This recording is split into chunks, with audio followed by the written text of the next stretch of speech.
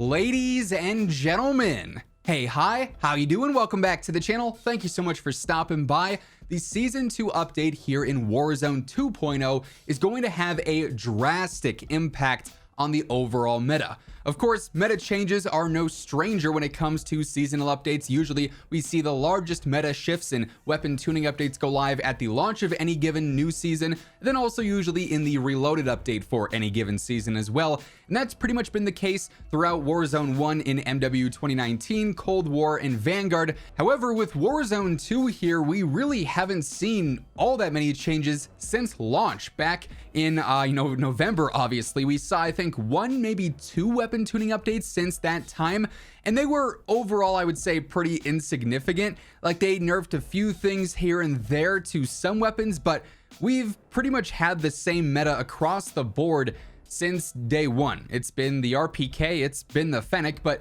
Season 2 is really adding in more of a meta update than ever before, I would say, in terms of what it's doing across the board. Not necessarily just with weapons, but with your entire loadout here in Warzone 2. So wanted to break down what exactly to expect here, and in the coming days we'll have more details on this to share as well once we get some more reveals later on in the week as we approach the launch of Season 2 as well. But we know for a fact that within Season 2's update and throughout the entire season, we're going to see a total of 5 new weapons released. As of right now, we don't have the details on them. We'll be getting those in the coming days, and then we'll be able to go through and analyze some more stuff there. But it's going to be a couple of ranged weapons for sure, and likely a couple of melee weapons, I would imagine, as well, since we haven't seen many of those so far. But as with basically every single new season, those new seasonal weapons are pretty competitive. And if they're not very competitive off the rip, they're going to be updated with a buff pretty early on into the season to make them a lot more competitive. Why is that? Battle Pass sales, store bundle sales. It is strictly monetary in terms of that. You notice that basically every single mid-season or reloaded update new weapon is ridiculously good. It's because that enforces players to go and play multiplayer, to use the free unlock challenge for it, or to buy the brand new store bundle that drops alongside it. So while yes, they're like, hey, look, we got a cool new gun, use it because it's good. It's also like, hey, look, we got a cool new gun. You can access it by buying our paid game or by buying a store bundle. So it's no secret there. That's been the case for years. But 5 new weapons coming in, that's going to be enough to honestly shake up the meta in and of itself if that was the only change happening. But that's not the only change happening, right? We know for a fact there is going to be weapon tuning. Call of Duty in their initial reveal blog said weapon balance is something that we are always analyzing, and we'll be balancing weapons for Season 2 just like any other seasonal or mid-season update. As I stated earlier, it's pretty standard. Details on the weapon balancing can be found in the Season 2 patch notes on the 15th. We are excited to discuss some changes to armor below that'll make for more consistent engagement. So obviously we know they are getting rid of the 2-plate armor mechanics here, and everyone is going to have 3 plates by default, meaning 250 health is basically going to be the standard, and that's not going to differ much, which means that snipers are now going to perform very different because obviously they can't one-shot to 250 health. They can only one-shot to under 250 health. So unless somebody's not full on plates or you already are having them weak because you shot them with something else, snipers are going to have a tough time here unless there's some massive changes to that. And we've already talked about that a bit before, but also I don't think that they're going to make a ton of changes to a bunch of different weapons, rather just like the obvious ones as mentioned, the RPK and the Fennec, and I'll talk more on that here in just a moment, because they probably want to experiment what the TTK and what gameplay is like when everyone has that slightly increased health because of the 3-plate vest. So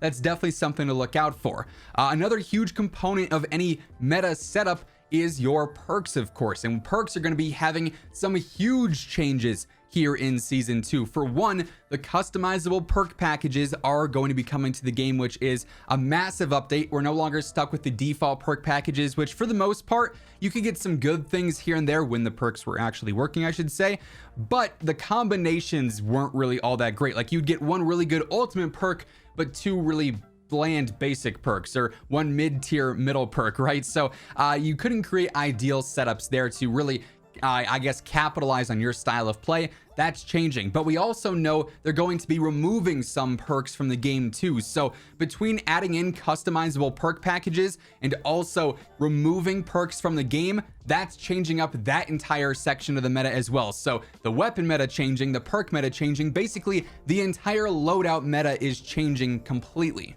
And your access to this is also going to be changing as well. And as we get into this part of the conversation, just a quick reminder, if you guys are new to the channel, this is your one-stop shop for all things going on in COD. There's like 15 to 20,000 new viewers every single day. So if that's you, feel free to hit that subscribe button, turn on those post notifications to always stay up to date with everything. And if you guys enjoy this video, let me know by dropping a like on it as well. And real quick, want to give a shout out to my friends over at Gamer Advantage. For the first couple of weeks of this month leading up to Valentine's Day, you can actually get an increased 24% discount on any of the pink, red, or purple frames on the site, or just a standard 10% off everything else on the site with code IMMORTAL at checkout. So if you want to get a pair of frames for yourself, I love mine. I wear mine every single day. They are legitimately the most important part of my setup.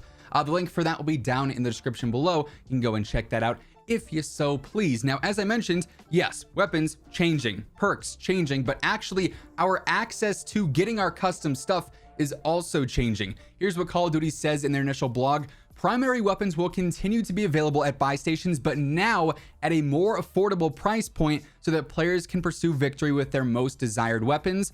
We also remain happy with the introduction of the loadout drop markers, though we have taken a careful look at the price point. The price of the loadout drop markers has been slightly reduced so that the respective squad sizes can acquire their full loadouts at a faster pace.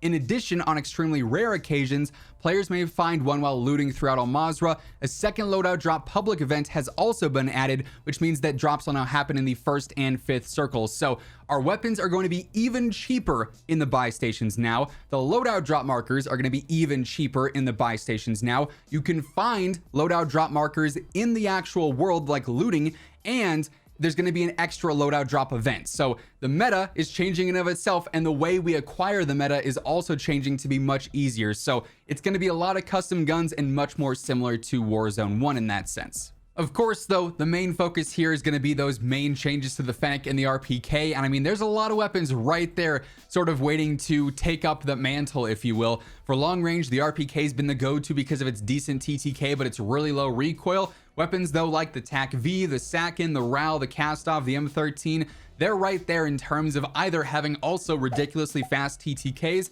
and or really good recoil. So we could be looking at any of those in Season 2. And then for the Fennec close range is really just all about TTK mobility, and the Fennec is far and away one of the top choices. But then you also got things like the Lockman sub and the Vosnev that aren't far behind.